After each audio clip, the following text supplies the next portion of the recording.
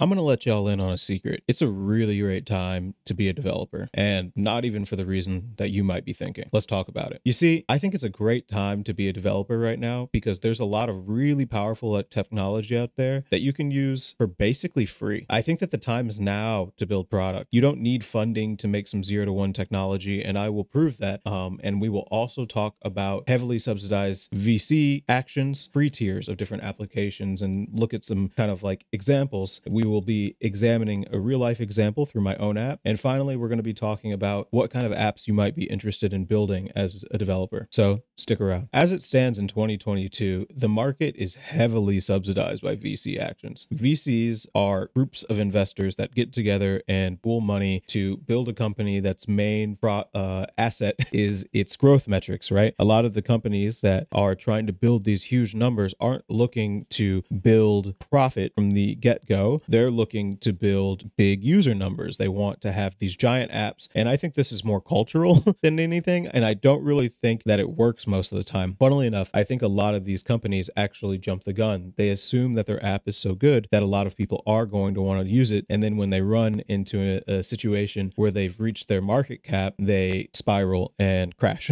because they don't actually have a profitable business model, which if you want to look at the top end, let's take an example of something like Netflix. If you've been paying attention for the past year now, has basically been in free fall. And a lot of the free fall of the stock of Netflix has been due to the fact that they've hit a cap of the amount of users that are using the app. They've run into password sharing problems. They've run into problems where users are just not sticking around long enough after certain seasons of shows are over. And their whole business strategy was that they could kind of continue growing. And once they monopolize a market, they could charge whatever price that they want. But what happens when the market refuses to be monopolized by its users? The subsidization of these VCs kind of becomes a little bit useless. But it's not all doom and gloom. As a matter of fact, I think this is great for people like you and me, people who are the developers, the people on the ground who want to build SaaS apps.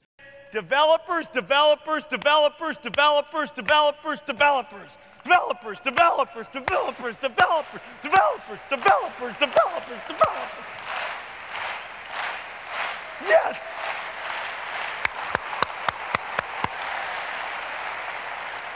People who want to just make stuff. Because let me introduce you to the most amazing thing about being a developer these days when you buy instead of build it yourself, the free tier. You see, the free tier of companies like Cloudflare, Firebase, Supabase, these are companies that are competing directly with each other, allow for developers like you and me to build full stack applications without having to think too deeply about where we're going to get very high quality technology off the shelf, if we're going to need to hire a whole team of engineers to build super fast end-to-end Cloudflare serverless functionality so that we can get CDNs all across the planet, or you can just get it for the low price of basically free. And this is a real example for me. I use Cloudflare Workers to host stenography, a lot of the serverless kind of architecture that happens in my own SaaS app. And the first 100,000 requests each day are free. And then plans start at just $5 for 10 million requests. 10 million requests is a lot of requests. And one thing that I really want to nail about this kind of like free tier, and I'm kind of trying to get across, is that this free tier doesn't mean that you're getting bad technology. You are getting a lot of the best, you know, whether it's Algolia for search or AWS for server hosting and architecture, or Supabase or Firebase for NoSQL database kind of storage. You are getting really good technology for basically free. And the nice part about it is that you don't need to work for these organizations or with these organizations. You can kind of be a free agent, if you will, because you can move from project to project super easily. I think that the reason that these exist is that all of these companies are competing themselves to zero, all of the speculation that they will grow by a crazy percentage. So this is really important, right? This idea of that these companies can, again, eventually monopolize directly. If we want to like look at something like a Lyft versus a Twitter, Lyft versus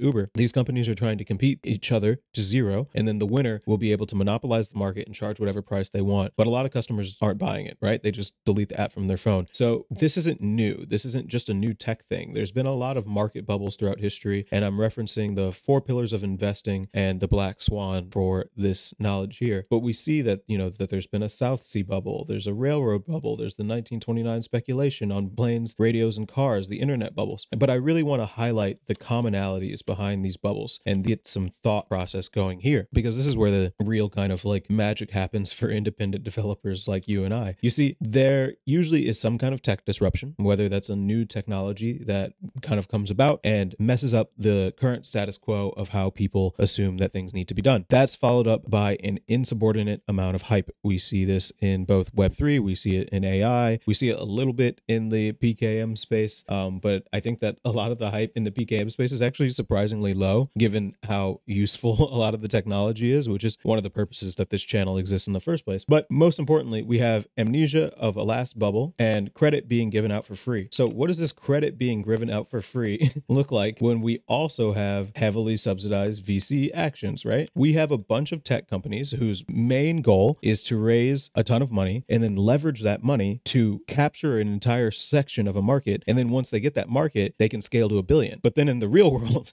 that doesn't even really happen for the best of them, which is like Netflix, right? Or Meta, they've reached a certain cap and their growth starts stumbling. And if they don't actually have a business model that's profitable, they start to falter. So ladies and gentlemen, I'm not actually suggesting that you build network apps. In fact, I think it's better personally to build small one-off apps that serve a very specific purpose, that your problem should not be ambitious. As a matter of fact, the smaller the problem that you're solving is, the better. And you should be heavily leveraging the free tiers of these SaaS apps. You can be, this money doesn't necessarily need to be amazing. It doesn't need to be millions of dollars. It's a very profit first mentality. It's like, how can I build something that a person that I can imagine would pay for? If you want a good example of this, Pieter from the Nomad list has done something very similar, where he's been able to take his work and very much turn it into something that a lot of people use, but it doesn't need a whole team to run. And a matter of fact, he spends a lot of his time online talking about automation and tools that he's made to run his business so that he can go off and live an enjoyable life. And we see a group of people also developing on this with the Indie Hackers, and the Indie Hackers is basically a podcast that talks all about how people can build their own stuff for really cheap and run it by themselves. And I myself, with stenography, would qualify as an indie hacker, even though there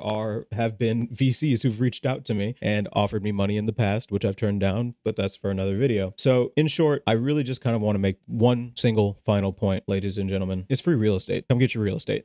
So in conclusion, I think that the time to build small apps with really great technology that basically costs $0 is right now. Hop on the train, build that thing that you want to build. Don't try and make it $1 million trillion business, but instead try and make it a business that can scale at the scale with your lifestyle. And once you do that, you'll be surprised what you unlock. Ladies and gentlemen, thank you for watching. I've been Bram. You've been you. Have a wonderful day. Bye.